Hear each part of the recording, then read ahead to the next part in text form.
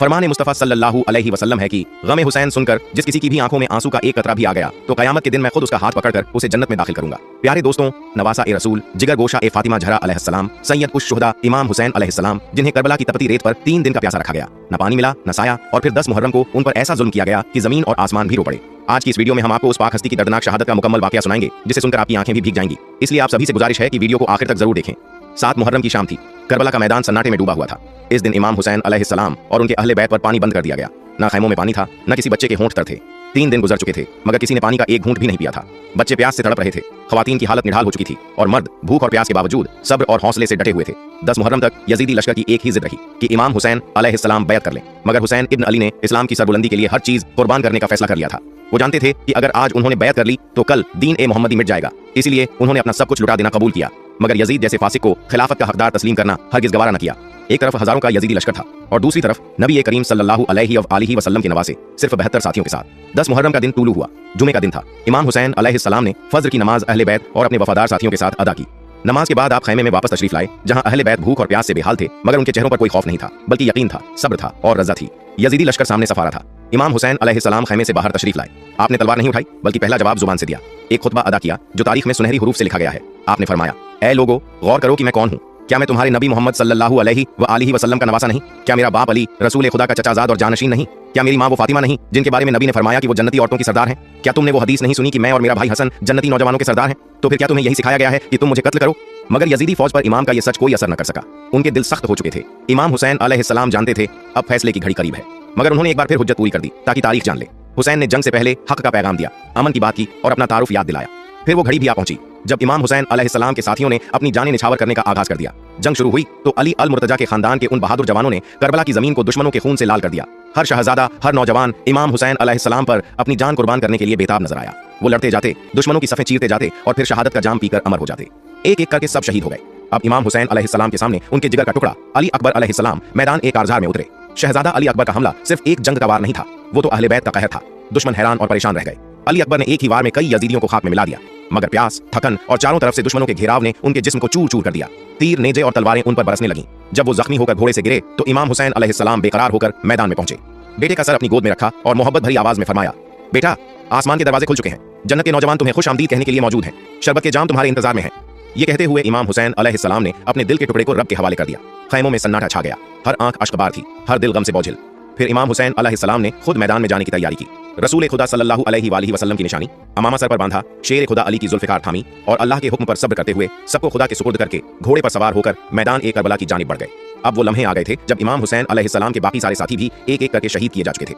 इसी दौरान नमाज जोहर का वक्त हो गया, अजान दी गई। इमाम हुसैन अलैहिस्सलाम ने अपने साथियों के साथ मैदान ही में नमाज का आगाज किया, मगर जुल्म की इंतहा ये थी कि यजीदियों ने नमाज के दौरान ही तीर बरसाए।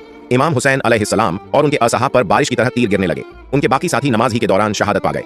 अब इमाम हुसैन अलैहिस्सलाम के तमाम अजीज साथी, जवान और बच्चे एक एक करके शहीद हो चुके थे। करबला का मैदान खून से रंगा जा चुका था और खैमों में सिर्फ सन्नाटा था, आहें थीं और सब्र की चादर तनी हुई थी। इमाम हुसैन अलैहिस्सलाम अब तन्हा रह गए थे, मगर उनके कदमों में कोई लर्जिश नहीं थी, दिल में कोई खौफ न था। वो न थके थे न झुके थे। उस वक्त इमाम हुसैन अलैहिस्सलाम यजीदी लश्कर की तरफ बढ़े। वो जंग करने नहीं बल्कि आखिरी बार बात करने आए थे। उन्होंने बुलंद आवाज में फरमाया, ए लोगो, सुनो, मैं हुसैन बिन अली हूँ।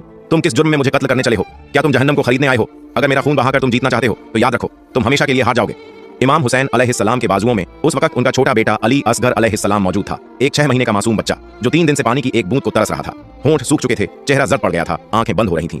इमाम हुसैन अलैहिस्सलाम ने उसे अपने हाथों में उठाया, आसमान की तरफ बुलंद किया और यजीदियों से फरमाया, अगर मुझे पानी नहीं देना चाहते न दो, मगर इस मासूम बच्चे को तो पानी दे दो। ये न तो दुश्मन है न ही कोई जंगजू, ये सिर्फ प्यासा है।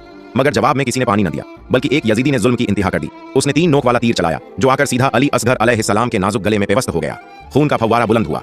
वो प्यासा गला जो पानी का मुंतजिर था अब खून से भर चुका था। इमाम हुसैन अलैहिस्सलाम ने इस मासूम की शहादत को भी सब्र के साथ कबूल किया। फिर आपने अपनी तलवार जुल्फ़िकार निकाली।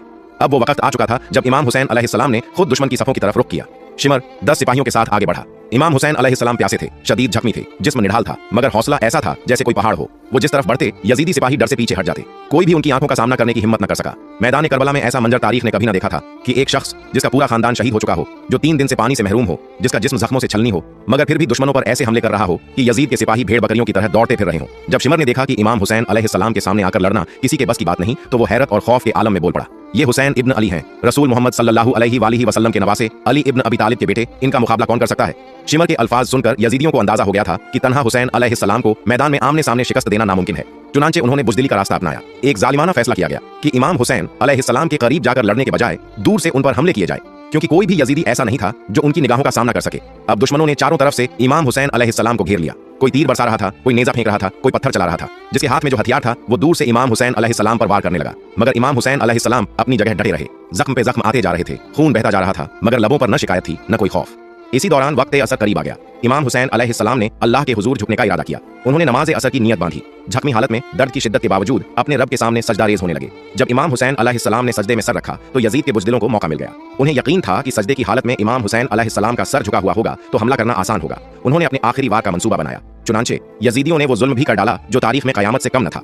जब इमाम हुसैन अलैहिस्सलाम सजदे में मशगूल थे, अल्लाह के हुजूर झुके हुए थे, उसी वक्त तमाम यजीदियों ने मिलकर उन पर तीरों की बारिश कर दी। हर तरफ से तीर बरसने लगे, जख्मों पर जख्म लगते गए, मगर इमाम हुसैन अलैहिस्सलाम की जुबान पर सिर्फ अल्लाह का जिक्र था, दिल में सिर्फ रब का सुकून था। वो सजदे में ऐसे महाव थे जैसे दुनिया से कोई ताल्लुक ही न रहा हो।